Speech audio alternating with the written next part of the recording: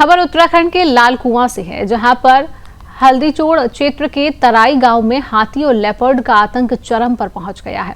हरिपुर, बच्ची, भांदेव, नवाड़, राधा बंगर, गंगापुर, गोपीपुरम और बच्ची धर्मा जैसे कई गांवों में किसान लगातार वन्य जीवों की गतिविधियों से त्रस्त नजर आ रहे हैं और अपना आक्रोश सामने लाने को मजबूर है। रोज शाम ढलते ही हाथियों की आवाजाही शुरू हो जाती है, जिससे ग्रामीणों की रातें दहशत में कट रही हैं।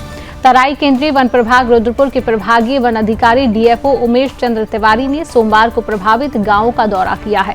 उन्होंने ग्रामीणों से बातचीत कर हाथियों के विचरण, फसलों के नुकसान और पिछले घटनाक्रम की जानकारी ली। ग्रामीणों ने सोलर फेंसिंग दुरुस्त कराने, जंगल में खाई खोदने, रात्रिकालीन गश्त बढ़ाने और मुआवजे की प्रक्रिया तेज करने की मांग की है। भारी जन दबाव को देखते हुए डीएफओ तिवारी ने संबंधित अधिकारियों को शीघ्र प्रभावी कार्रवाई का आश्वासन भी दिया है। पिछले कुछ हफ्तों में हाथियों के झुंड ने सैकड़ों एकड़ फसल बर्बाद की है। घरों और खेतों के पास पहुंचकर रात भर दहशत फैलाई। महिलाएं और बच्चे अंधेरा होने के बाद घर से बाहर निकलने में डर रहे हैं। इसी बीच लेपर्ड की बढ़ती गतिविधियों ने स्थिति और भयावह बना दी है। कई गांवों में बच्चों को अकेले बाहर निकलने तक की अनुमति नहीं दी जा रही है। सरकार लगातार दावा कर रही है कि रिहायशी इलाकों में वन्य जीवों की आवाजाही रोकने के लिए हर संभव कदम उठाए जा रही हैं।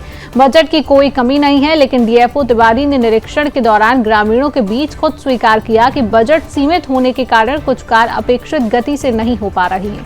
ग्रामीणों का आरोप है कि विभाग बार बार पुराने असफल प्रयोगों को उपलब्धि बताकर लोगों को गुमराह करने की कोशिश कर रहा है और उनका कहना है कि यदि जल्द राहत नहीं मिली तो आंदोलन जिला नहीं पूरे प्रदेश में फैल जाएगा।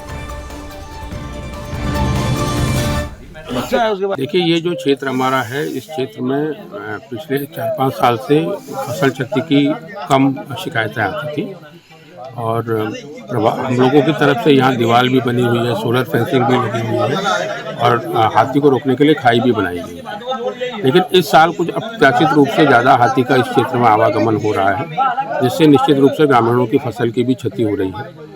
तो हमारे जो भी विभागीय संसाधन है, चाहे स्टाफ की गश्त है, चाहे इन चीज़ों को ठीक कराना है, जो भी किया जा सकता है वो हम लोग कर रहे हैं। और साथ में अगर उसके बाद भी कोई किसी की क्षति हो रही है तो मुआवजे का जो प्रावधान है वो भी उन लोगों को दिया जा रहा है।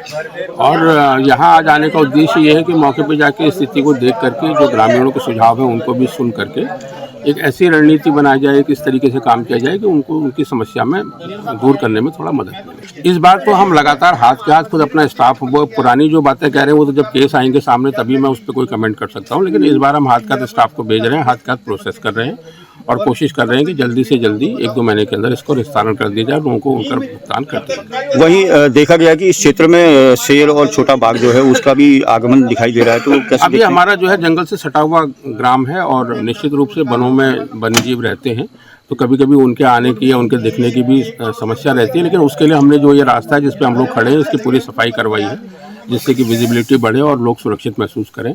सोलर लाइट भी कई जगह दी है और अगर और कहीं रिक्वायरमेंट होगी तो उसको भी देने का प्रयास करेंगे। तो जो भी चीज़ें की जा